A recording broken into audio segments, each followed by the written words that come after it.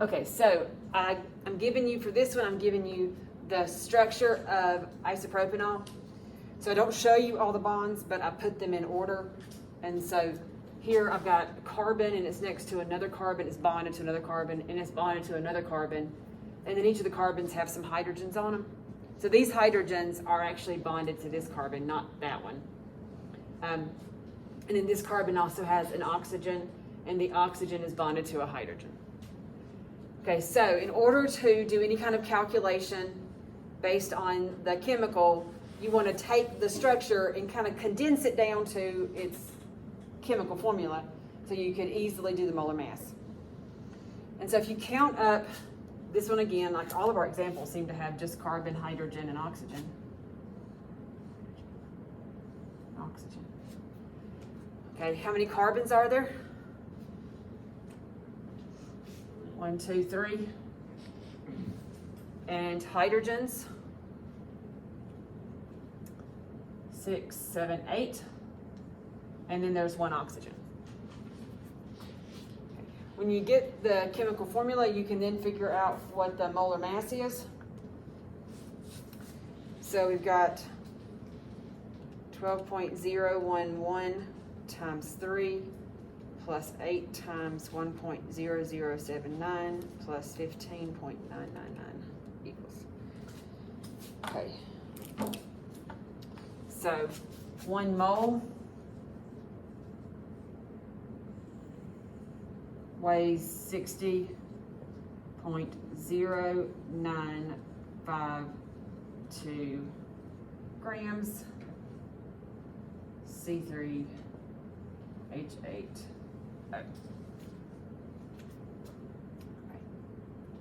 So we're just going to start there. And in lab, we boiled away 15.2 grams of isopropanol. That's this.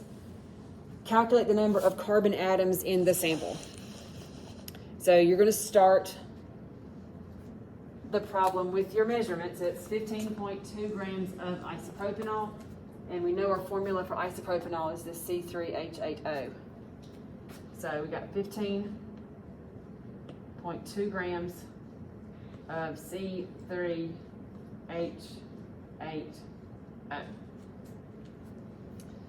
First conversion factor is going to get rid of grams of C3H8O. So put it on the bottom.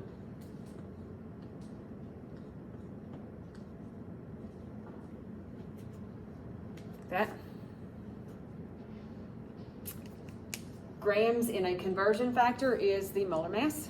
So we're going to use the molar mass that we just had there, 60.0952. 1 mole. C3H8O.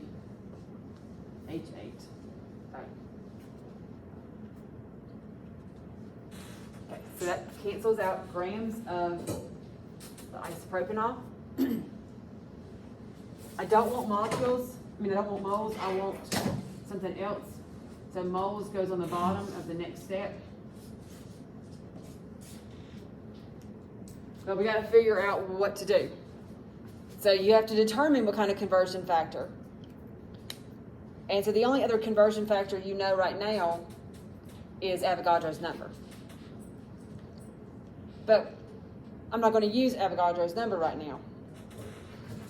If you take a look, this says carbon atoms. It says carbon. And carbon is not the same thing as isopropanol.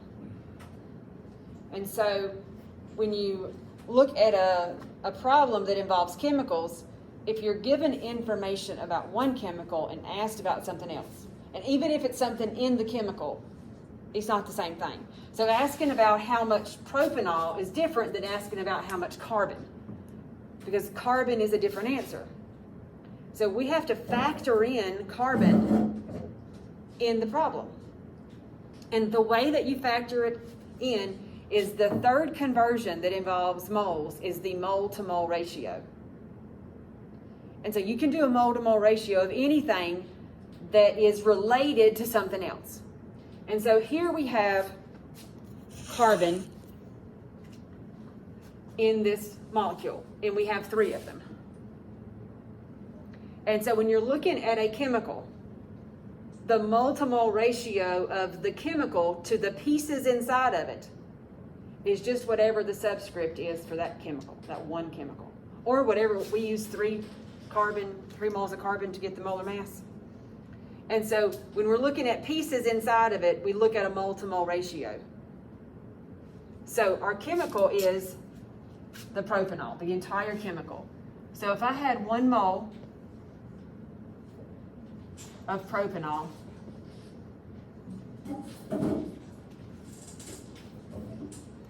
how many moles of carbon do I have? If I have 1 mole of the whole thing, how many carbons do I have? 3. Because for every 1 propanol, I've got 3 carbons. So if I have a mole of them, then I've got 3 times that for carbon. And so the other part of the ratio would be 3 moles of carbon, which is just C. So it's not C3 because that'd be 9. The formula for carbon is just C, the symbol for carbon.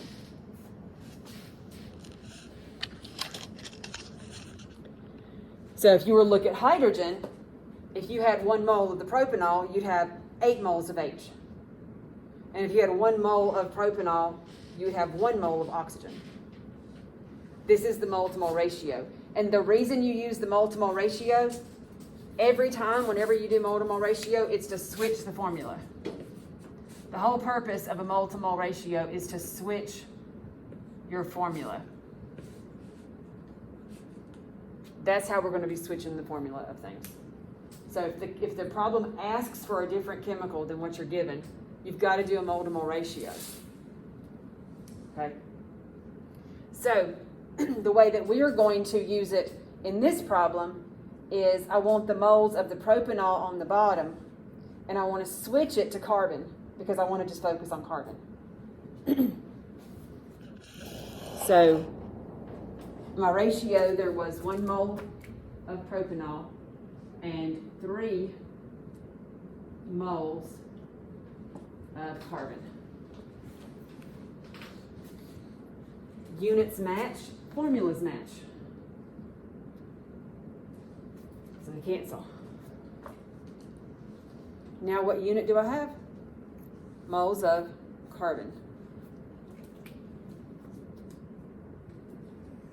I don't want moles of carbon. I want atoms. That's the atomic level. And so we're going to use Avogadro's number. 1 mole of anything is Avogadro's number of it. And so if I had 1 mole of carbon atoms, I would have 6.022 times 10 to the 23 atoms of carbon.